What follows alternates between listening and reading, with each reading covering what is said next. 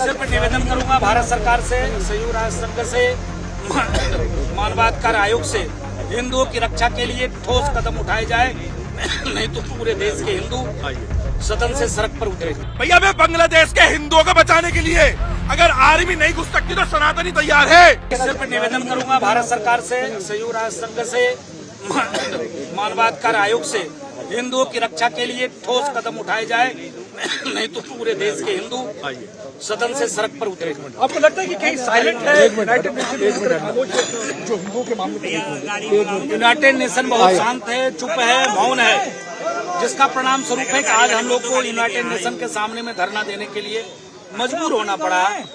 मजबूर होकर आज मांग कर रहे हैं कि संयुक्त मानवाधिकार आयोग, भारत सरकार आगे आकर बांग्लादेश में हिंदुओं की हो रही हत्या की रक्षा के लिए ठोस कदम, ठोस निर्णय ले, नहीं तो आने वाले दिनों में हम जो है सड़क पर उतरेंगे। क्या कहना चाहेंगे आप ये जो प्रोटेस्ट है? हम ये चाहते हैं कि हमारे जो भारत के हिंदू हैं वो सब सुरक्षित हों, यही हमारी सरकार से मांग है। जो हमारे हिंदू भाई बाहर देश में रह रहे हैं उनके लिए भी हमारी भारत सरकार कुछ करे ताकि वो भी सुरक्षित रहे। विपक्ष को कैसे देखते हैं? विपक्ष का रोल? विपक्ष हमारे लिए कभी भी कुछ ना तो किया है ना ही करे। हमारी वर्तमान सरकार से उम्मीदें हैं, बहुत लालसाएं हैं कि हम सब अभी नहीं सुरक्षित रहेंगे तो कभी नहीं सुरक्षित रह पाएंगे। इसलिए मेरी सरकार से मांग है कि हम हिंदुओं के लिए कुछ करें, जैसे वक्फ बोर्ड बनाए ऐसे ही सनातन बोर्ड बनाए और हम सबको अपना अधिकार सौंपे। क्या कहना चाहेंगे? अपना पासपोर्ट बना करके देंगे, हमें पासपोर्ट तो रिलीज कर दो भैया। अगर अपने देश में हिंदुओं की बात ना कर सके, कौन से धरती के टुकड़े पे भेजेगी इस देश के 110 करोड़ सनातनियों को? प्रशासन बताए तो सही, प्रशासन क्यों इस तरीके से हमारे संग अत्याचार कर रहे हैं? क्या चाहते हैं बांग्लादेश में? भैया मैं बांग्लादेश के हिंदुओं को बचाने के लिए अगर आर्मी नहीं घुस सकती तो सनातनी तैयार है। मैं कह रहा हूँ हम लोग तैयार है बांग्लादेश में घुसने के लिए, और हम लाएंगे सनातनियों को बचा करके, और उन जिहादियों को अकल भी सिखा के आएंगे वहाँ पर। जब भी किसी मुस्लिम के ऊपर अत्याचार होता है, जब मुस्लिम के बारे में होता है, तो पूरा वर्ल्ड जो होता है यूएनए बोल देता है। आज हिंदुओं पे इतना बड़ा अत्याचार हो रहा है, हिंदुओं को मारा जा रहा है, हिंदुओं के मंदिर जलाए जा रहे हैं, तबाह किए जा रहे हैं, उसके बावजूद भी कोई नहीं सुन रहा, किसी की कोई आवाज नहीं आ रही। कैसे देखते हैं आप साइलेंस जो अपोजिशन पार्टी को कैसे देखते हैं? अपोजिशन पार्टी तो चाहती है ऐसा हो, वो तो हिंदू विरोधी है, आप सब जानते हैं हिंदू विरोधी है। जरा सा मुसलमान को पूरा देश जितनी अपोजिशन इकट्ठी हो जाती है, आज हिंदुओं पे होने के बाद कोई पूछ नहीं रहा। हमारे जो भाई बांग्लादेश में हैं उनके साथ में बहुत अत्याचार हो रहा है। हमारे स्वामी जी जो वहाँ इस्कॉन मंदिर के हैं उनको गिरफ्तार कर लिया गया राष्ट्रद्रोह के मामले में। तो हम चाहते हैं हमारे भारतवर्ष के जितने भी हिंदू भाई हैं वो सब एकजुट होकर के इसका विरोध करें और हमारे स्वामी जी हैं उनको जल्दी से जल्दी रिहा करें। आप क्या कहना चाहेंगे जो विपक्ष? जी मैं आचार्य जय गोविंद पांडे जी, हिंदू महासभा दिल्ली प्रदेश उपाध्यक्ष। मैं कहना चाहता हूँ कि हमारे भारत सरकार को एक्शन लेना चाहिए कि हमारे संतों के ऊपर प्रहार हो रहा है, हमारे हिंदू भाई के ऊपर प्रहार हो रहा है बांग्लादेश में, उस पर जो है एनआईए विश्व हिंदू देश में जाकर के विश्व संघ में उसको उठाना चाहिए हमारे मोदी जी को। जो है वो यहाँ पर प्रोटेस्ट करने के लिए आए। राजू दास जी क्या कहना चाहेंगे? आज आप लोग प्रोटेस्ट करने के लिए आए हैं। सिर्फ यही कहना है कि हो रहे हिंदुओं के नरसंहार जिस प्रकार से वहाँ हो रहे हैं, आज संयुक्त राष्ट्र संघ के सामने हम लोग आए थे, धरना दिया, ज्ञापन दिया और उन्होंने स्वीकार भी किया ज्ञापन। हमारा मांग ये है कि बांग्लादेश में हो रहे हिंदुओं का नरसंहार सरकार मौन क्यों, सरकार चुप क्यों, अंतर्राष्ट्रीय आयोग मौन क्यों और मानवाधिकार आयोग मौन क्यों? इसके नाते हम लोग आज यहाँ प्रदर्शन करने आए थे और उनकी वहाँ पर हो रहे नरसंहार के ऊपर सरकार आगे आवे, कार्रवाई करे और वहाँ के हिंदुओं की रक्षा करे।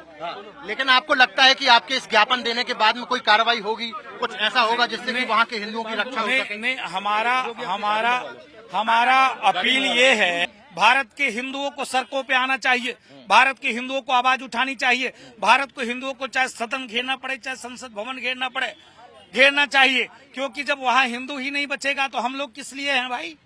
हिंदुस्तान में हिंदू भी नहीं बचेगा। आज जिस प्रकार से बांग्लादेश में हिंदुओं को मारा जा रहा है, काटा जा रहा है, भगाया जा रहा है, कोई बोलने वाला नहीं है।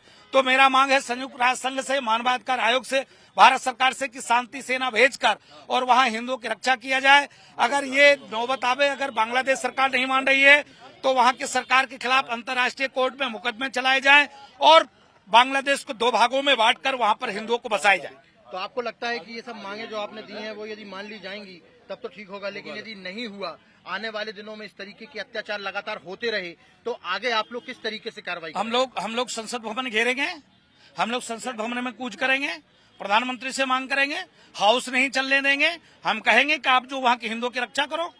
आपको लगता है सरकार ने अभी तक ठोस कदम नहीं उठाया, नहीं तो शांति हो सकती है? हाँ जी, मैं सरकार ने ठोस कदम नहीं उठाई, सरकार को ठोस कदम उठाना चाहिए। सरकार अंतर्राष्ट्रीय कोर्ट में वहाँ के बांग्लादेश सरकार को घसीटना चाहिए। सरकार को वहाँ जिस प्रकार से 6 महीने से वहाँ बवाल चल रहा है, आए दिन डेली 200, 300, 400, 500 हिंदू मारे जा रहे हैं, अभी तक भारत सरकार मौन है। भारत सरकार क्यों मौन है? भारत सरकार को आगे आना चाहिए और वहाँ के हिंदुओं की रक्षा के लिए ठोस कदम उठानी चाहिए। आपको लगता है विपक्ष भी कहीं ना कहीं बहुत सीरियस नहीं ले रहा इस मैटर? विपक्ष से हम उम्मीद नहीं कर सकते। विपक्ष खूनों के सौदागर है, विपक्ष तो खून को सौदागर है। विपक्ष को क्या लेना देना? हम मोदी जी से उम्मीद कर सकते हैं, हम गृह मंत्री जी से उम्मीद कर सकते हैं, हम भारतीय जनता पार्टी से उम्मीद कर सकते हैं।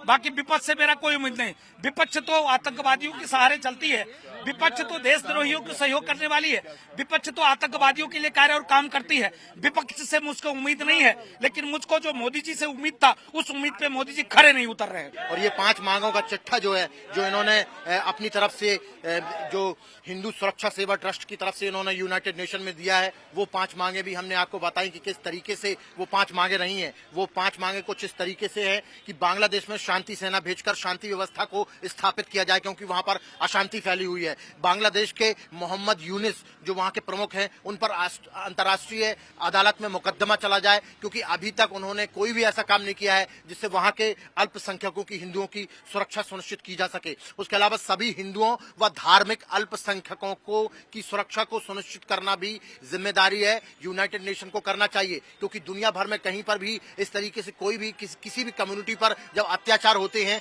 तो कहीं ना कहीं यूनाइटेड नेशन दखल देता है और वहां पर लोगों की सुरक्षा को सुनिश्चित करता है। लेकिन बांग्लादेश में अभी तक ऐसा कुछ भी नहीं हुआ है। और चौथी मांग इनकी है कि सभी हिंदू व अन्य अल्पसंख्यकों के पूजा स्थलों की भी रक्षा की जाए, क्योंकि हमने देखा है पिछले दिनों की इस्कॉन टेम्पल के अंदर घुसकर लोगों जो तमाम वहां पर भीड़ थी, मॉब थी, वो घुस गई, वहां पर लोगों को मारा। उसके अलावा वहां के जो प्रमुख थे उनको गिरफ्तार कर लिया गया, क्योंकि उन्होंने हिंदुओं के पक्ष में आवाज उठाई थी। उन पर देशद्रोह का मुकदमा चलाया जा रहा है, उनको जेल में बंद कर दिया गया है। इसके अलावा पूरे बांग्लादेश से कई मंदिरों से इस तरीके की तस्वीरें निकलकर सामने आ रही हैं कि जो हिंदू देवी देवताओं के जो मंदिर हैं उनको तोड़ा जा रहा है, उनको ध्वस्त किया जा रहा है। और 5वें नंबर पर यह है कि यदि बांग्लादेश के 2 टुकड़े करके वहां पर हिंदू देश बना दिया जाए तो वहां पर जो तमाम अल्पसंख्यक और हिंदू लोग हैं उनको उस तरफ उस स्थान पर रखा जाए, एक अलग देश बना दिया जाए। तो इस तरीके की ये 5 मांगे रखी गई हैं यूनाइटेड नेशन के सामने। ये 5 मांगे मानी जाएंगी,